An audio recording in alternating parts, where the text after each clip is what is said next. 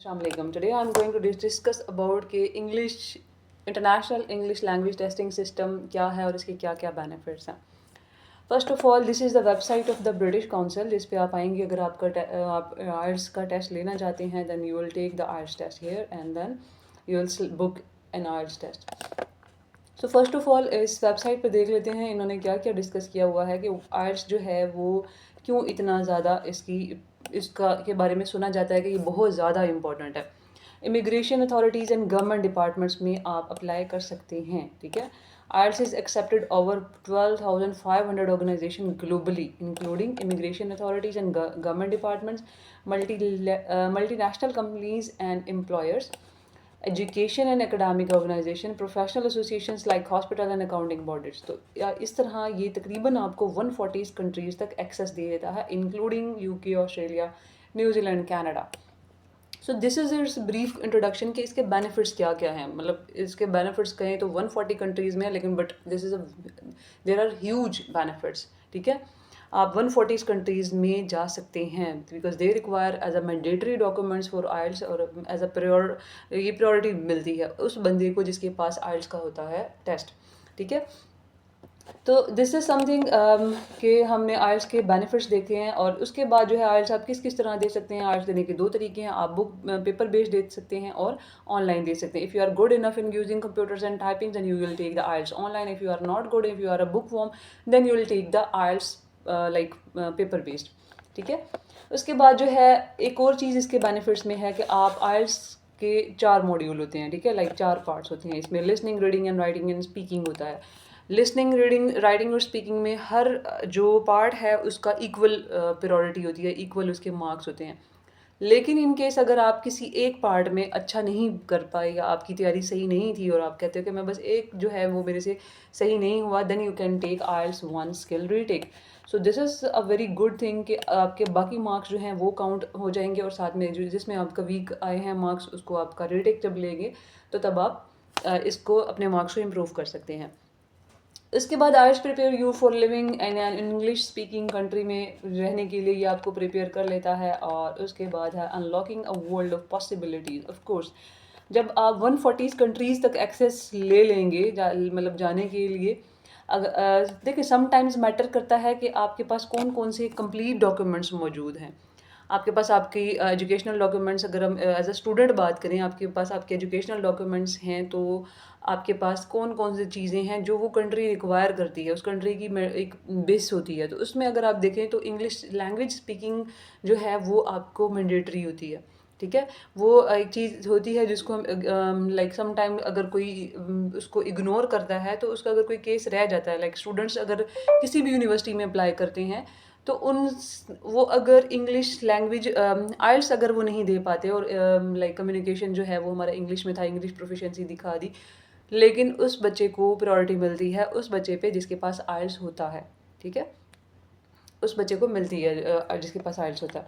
ठीक है. So this is the brief introduction कि व्हाट इज़ आइल्स और आप इसको इसमें क्या क्या चीज़ें हैं और क्यों ये इतना मैंडेटरी है. सो अब जो मैं आपको बताऊंगी कि इसमें आप आइल्स की जो है वो बुक्स हैं. आइल्स कैम्ब्रिज में आइल्स की बुक्स हैं. ये हर 1 से लेके अभी तक 19-20 जो है वो बुक्स जो हैं वो अवेलेबल हैं स्टोर्स पे. आप जाएँ वहाँ से बुक्स परचेज़ करें. हर बुक में जो है वो 4 टेस्ट हैं जिसमें इंग्लिश स्पीकिंग मतलब 4 स्पीकिंग के हैं, 4 राइटिंग के हैं और 4 ही रीडिंग वगैरह. चारों पार्ट्स के 4 टेस्ट हैं. तो आप वो टेस्ट लें. उसके बाद आप उसको अपने बुक के बैक साइड पे जाके आप उसको चेक कर सकते हैं कि मेरी कौन कौन सी मिस्टेक्स हैं. देन यू कैन आप improve your IELTS like result. ठीक है. जब आपको लगे कि आपका रिजल्ट इंप्रूव हो गया है ज़ाहिर है तब आप जाएंगे उसको आइल्स को बुक करेंगे. फर्स्ट ऑफ ऑल आप जो है आइल्स की कैम्ब्रिज की रीसेंट बुक्स ले सकते हैं. आप अगर आप बिल्कुल ही बेसिक से स्टार्ट करना चाहते हैं आप टू यू नहीं तो आप जो है वो 11 to 19 और 20 तक आप जो है वो बुक्स लेके आप प्रिपरेशन कर सकते हैं. एंड देन जो है वो ये इन सब के लिंक्स जो हैं वो मैं डिस्क्रिप्शन में दे दूँगी. ये एक वेबसाइट है जिसमें आइल्स का एक्स कोर्स जो है ये अवेलेबल है, ठीक है। आप प्रिपेयर करना है, आप यहाँ पे prepare to take IELTS test करेंगे और आपने इनके टेस्ट तक आपको एक्सेस मिल जाएगी। उसके बाद जो है ये IDP आइल्स का है, यहाँ पे भी अगर आप प्रैक्टिस करना चाहते हैं, देयर आर मल्टीपल टेस्ट जो है वो आपको यहाँ पे ऑफर कर देंगे। आइल्स एकेडमिक टेस्ट है, आइल्स ऑन पेपर है, उसके बारे में यहाँ पे आपको इन्फॉर्मेशन मिल जाएगी। इसके अलावा अगर आप इनका आइल्स लेना चाहते हैं, टेस्ट लेना चाहते हैं, तो इनके आइल्स के टेस्ट जो हैं इसी वेबसाइट पे अवेलेबल हैं, जो कि मैंने नेक्स्ट ऐप पे खुले हुए हैं।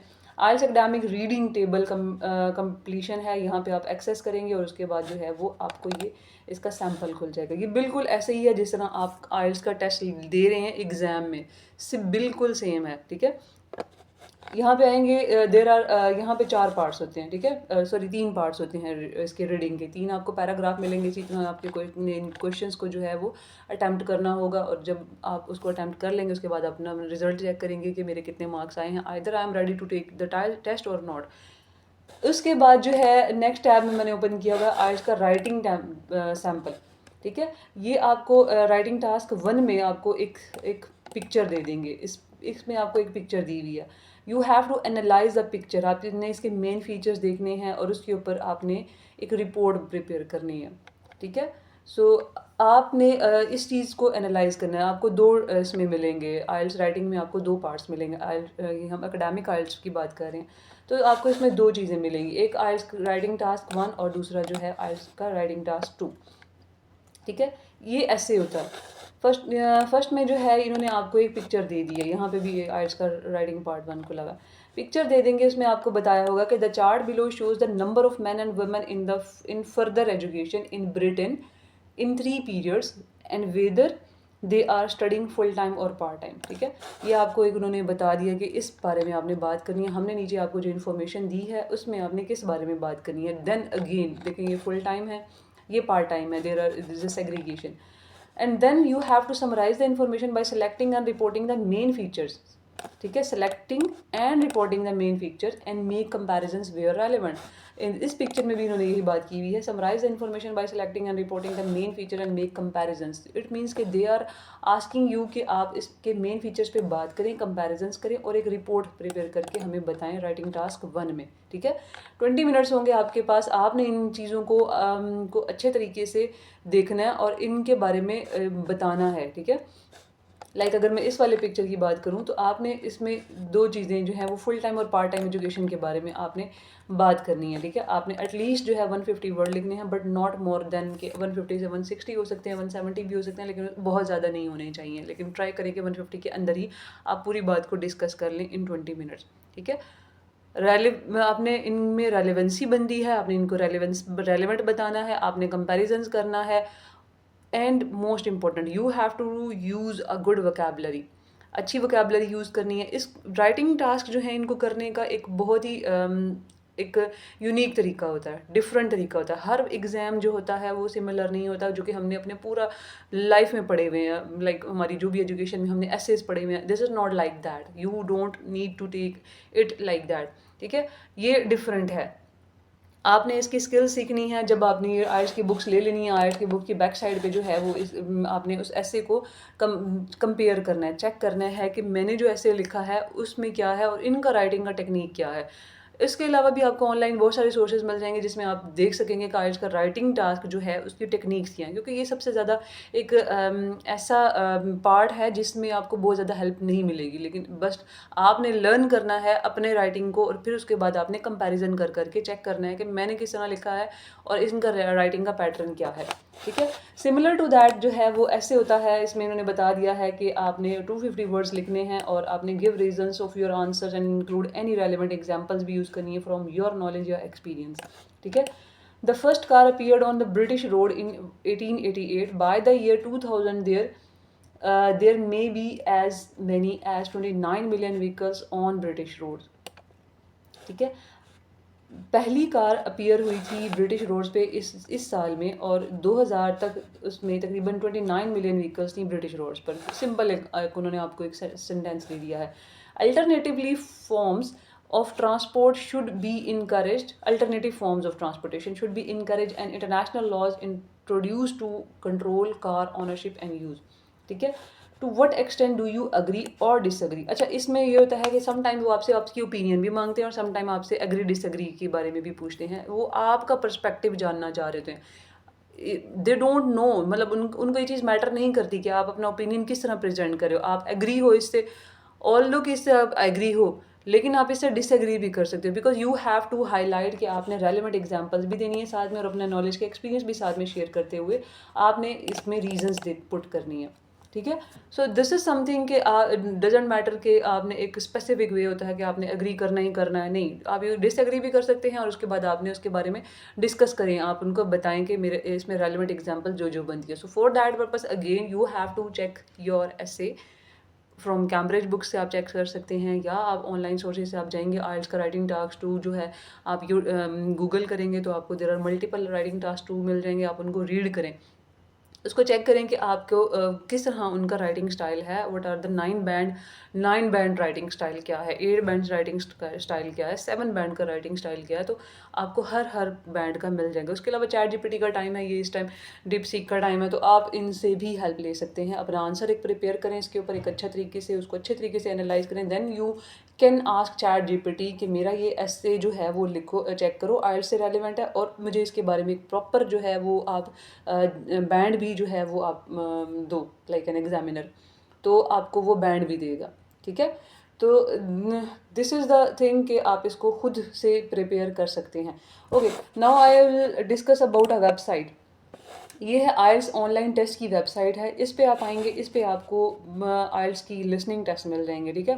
आपने जो है वो अपने स्पेसिफाइड टाइम में आपने किस तरह टेस्ट को प्रिपेयर करना है, मतलब आपको पूरे के पूरे टेस्ट मिल जाएंगे और बहुत ज़्यादा मिल जाएंगे। लाइक अगर मैं इसको खोलूँ आइल्स लिसनिंग टेस्ट को, तो आप मतलब अगर आप इसको प्रिपेयर करना चाहते हैं ना, तो आपको ये इतना प्रैक्टिस का मटेरियल इस वेबसाइट से मिल जाएगा ना, you can not think.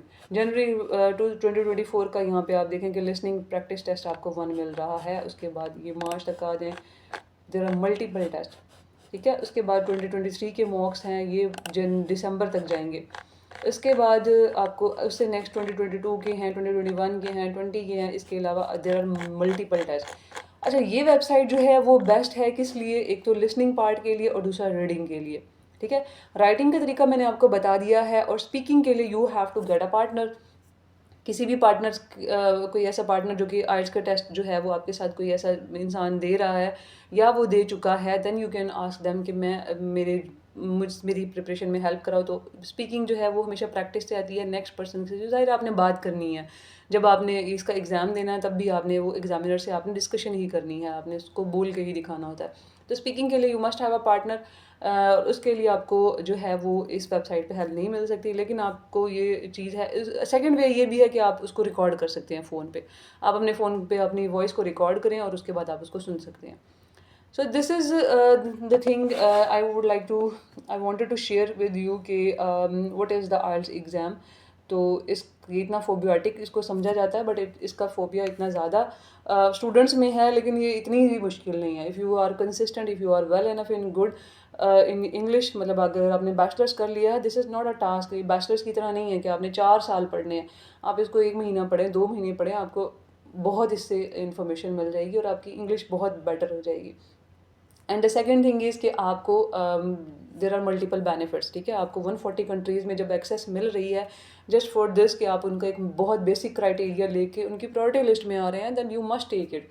So there are multiple students जो कि डिस्कस करते हैं कि मेरे पास इंग्लिश प्रोफिशेंसी है, इसी को ही मैं ले सकते हैं आप, लेकिन उससे आपको प्रायोरिटी जो है आपको तभी मिलेगी जब आपके पास इंग्लिश आइल्स होगा, ठीक है। उसके अलावा जो है आप आइल्स करें, आपको 2 साल के लिए वैलिड है, आप किसी भी कंट्री में मूव करना चाहते हैं आप मूव कर सकते हैं, ठीक है। So this is the video of the day and I वो just wanted to tell you कि व्हाट इज़ द एग्जाम और what are the sources where you can prepare it, और there are multiple sources for those who want to practise and who want to gain the skill, and hope it will help you. If you need any sort of information for more, you can also comment me and you can tell me, then I can also guide. Thank you so much for watching the video. Take care and Allah Hafiz.